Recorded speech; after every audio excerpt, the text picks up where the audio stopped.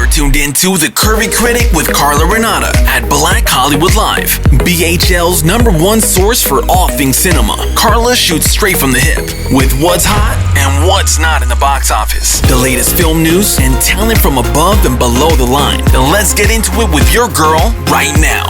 This is The Curvy Critic with Carla Renata. So, hi, Kenya. This is Carla Renata, the Curvy Critic.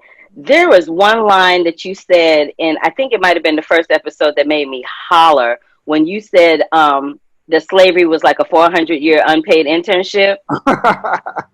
That made me howl. Hard labor internship. That was pure comedy. But I also wanted to know with the cameos that you have been given, especially the one with Steve Levitan, how did you get him to come to the Four Seasons for y'all to shoot that? That story actually happened in real life.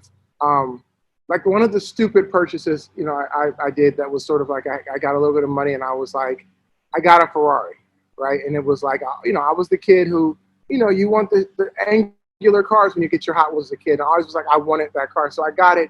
I immediately felt kind of stupid for having it. I never really drove it. But I got my agency gave me floor tickets to the game. It was like a daddy-daughter night. I asked my daughter if she wanted to go to the game. We went to the game, and I'm sitting at the game, and it was a good game. And all of a sudden, I look up, and fucking Jeffrey Katzenberg is standing over me. And he's like, "Hey, Kenya." I'm like, "Hey, what's up, Jeffrey Katzenberg?" And he's like, "I'm a big fan of your work." I was like, "Oh, okay, thanks, Jeffrey Katzenberg." And he's like, "Would you like to go out to, have a meal one day?" And I was like, "Oh, okay, dude. Sure. I'll eat with you, Jeffrey Katzenberg." I'm like, "This is never gonna happen." He gives me his number. It's an overtime game. Me and my daughter have a great time. It's a little bit late. We come home. 11:30, Jeffrey Katzenberg texts me and was like, "Do you want to go to breakfast?" And I'm like, "Okay, Jeffrey Katzenberg." I'm saying it because that's how foreign this name is to me. You know what I'm saying? The idea. I'm waiting for Punk every time he talks to me to come up because I know who he is in the big, scene of what Hollywood is. So the next morning, I'm rushing because I have to go from the Valley to LA. And I'm rushing out the house, and I realized where we parked the car, I couldn't take another car because it was like we were in so late. And I was like, fuck, I'm going to have to take this car. I was like, I'll park it up the street. So I drive, and of course there's no parking up the street. And I'm like, I'm just going to get out the car really quickly and go in. Who's in front of me getting out of a dirty-ass Prius? It's Jeffrey Katzenberg. Jeffrey Katzenberg. And he turns around, and he sees me. He's like, "Hey, nice car. Good for you, buddy. Good for you." And he comes up on the passenger side, and he's opening up. He's like, "What year is this?" I'm like, "Oh, no, it's just one of them. I mean, it's fine. It's whatever." I'm trying to get. Every time he was talking, all I was hearing in my head is, "Hey, black guy spending all his money on his car. I could buy for him." Boom. And I was like, I wanted to just burn the car up in the middle of that. It was very funny. I was so disturbed that in the meeting, I just keep Googling while he's talking, Jeffrey Katzenberg net worth. Does Jeffrey Katzenberg have a jet? Like, I'm not even listening to him. And I'm bothered because why do I care that he sees me in this car?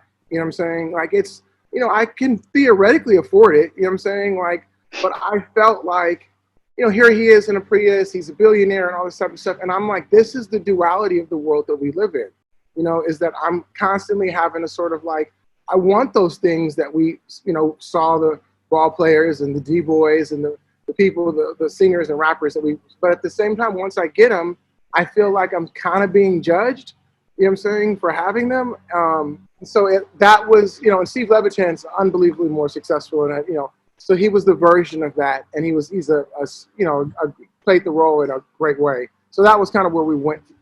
I wanted to kind of start the series with the duality of white gays that we all, live with. You know what I'm saying? We're happy that we get to be, quote unquote, that one, who's who's a critic or an actor or a ball player or a doctor, you know what I'm saying? But at the same time, we're always like battling the fact that we're kind of that one, you know what I'm saying? And we have the weight of the world on us because, we have so much, people look at what we do and feel like there's so much more weight because there's so fewer of us, you know what I'm saying? And that was the duality that we wanted to sort of took the conceit of the show and kind of rode that for the whole thing. It was perfectly presented. Thank you for sharing that. I appreciate it.